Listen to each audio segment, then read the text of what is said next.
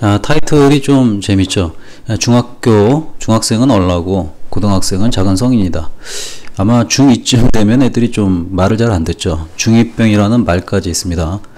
근데 그 단계를 넘어서게 돼서 중3을 거치게 되면 애들은 의식 수준이 거의 이제 성인 정도까지 발전을 합니다. 뭐 완벽히 성인은 아니죠. 아직까지는 애긴 애입니다.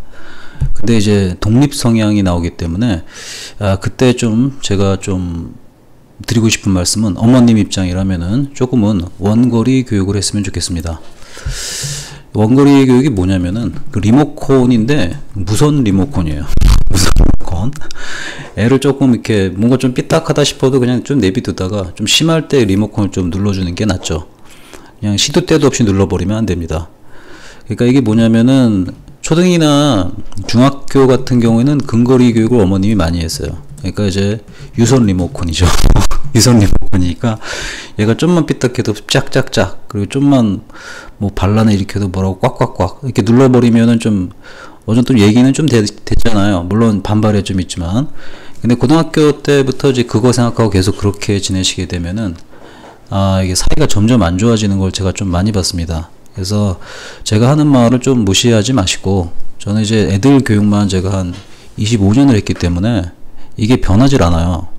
그래서 드리는 말씀이니까 꼭 요 개념만 기억하세요. 중학교 학생은 좀 얼라지만 고딩부터는 작은 성인이다.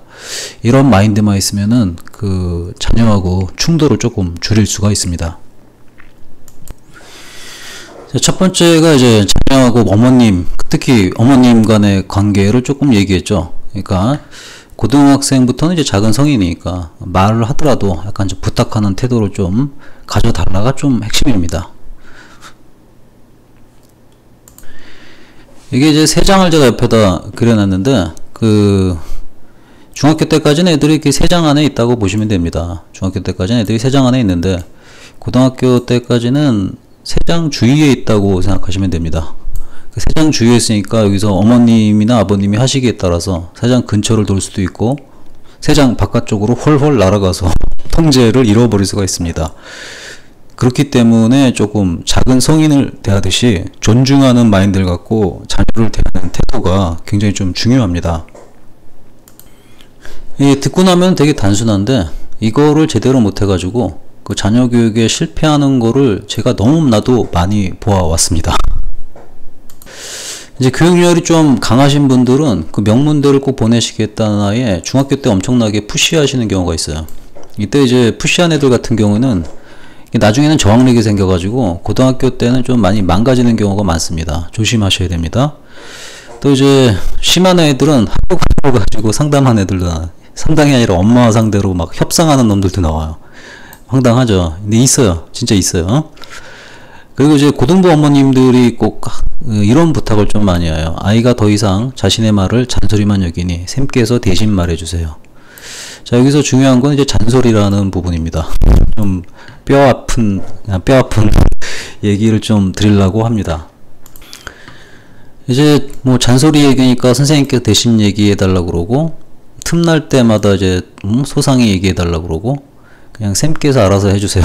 것도 나오고, 요 세 가지에 이제 거의 모든 것이 다 들어가 있습니다.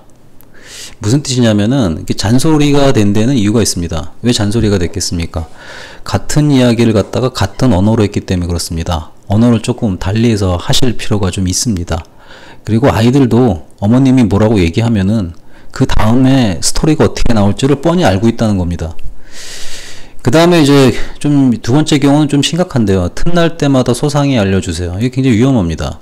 이거는 왜 위험하냐면 학생하고 선생님 간의 신뢰관계가 있고 선생님하고 어머님 간의 신뢰관계가 있습니다. 근데 이제 아이의 신뢰관계를 갖다가 아이의 뭐 소소한 일까지 어머님들한테 얘기하게 되면은 아이하고 선생님 간의 신뢰관계가 깨져버립니다.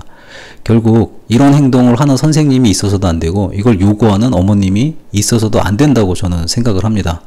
정말 심각하면은 뭐 따로 얘기가 가겠죠. 그 다음에 세 번째 타입은 이제 지친 겁니다. 아이랑 부딪히기 싫다는 게. 더 이상 뭐 애랑 뭐 해봤자 뭐 안 된다는 거 아닙니까? 이것도 알아서 해달라고 그러는데 이 알아서라는 기준치가 참 애매합니다. 애매하기 때문에 어머님 스스로 그 기준치를 좀 정해놓고 부탁을 하시는 게 저는 좋다고 생각을 합니다. 지금까지 얘기한 내게 공통점이 느껴진다면 뭔가 좀 찔리는 게 있을 거라고 생각이 들어요, 어머님. 어머님이나 아버님들이 자녀를 생각하는 거는 저는 충분히 이해합니다. 저 또한 그렇거든요. 근데 아이가 고등학생이 되고 작은 성인이라면 그 작은 성인이라는 걸 인정해 주셔야 됩니다. 그거를 감안하고 대화를 하셔야지 그냥 초등학교 때나 중학교 때처럼 대화를 하시게 되면은 아이들은 결단코 고분고분하지 않습니다. 영어 공부 얘기를 처음부터 안 해서 조금 죄송합니다. 그 전에 먼저 마음가짐이 되게 중요하고요. 그 다음에 자녀가 그 세상 밖을 나오다 하더라도 적어도 인근에서, 어머님 인근에서 날도록 해주시는 그런 태도가 굉장히 중요합니다. 공부는 기술입니다. 그 기술을 하기 전에 정신 상태가 좀 안정화돼 있어야 돼요. 이 책을 보면서 저와 같이 참여하신 어머니들은 이 얘기를 좀 해주세요. 고등학생이니까 엄마가 중딩처럼 강하게 푸시하지 않을게. 그리고 아직은 성인 아니니까 엄마의 기준, 사회의 기준에 못 미치는 상황이 발생하면 부드럽게 부탁할 테니 그땐 너도 부탁을 들어주었으면 해. 이 내용이 조금 낯간지러울 수도 있겠지만 해보시기 바랍니다. 어머님하고 자녀가 적정 수준에서 하는 대화 레벨이 있잖아요. 그 레벨에 맞춰서 한번 해보세요.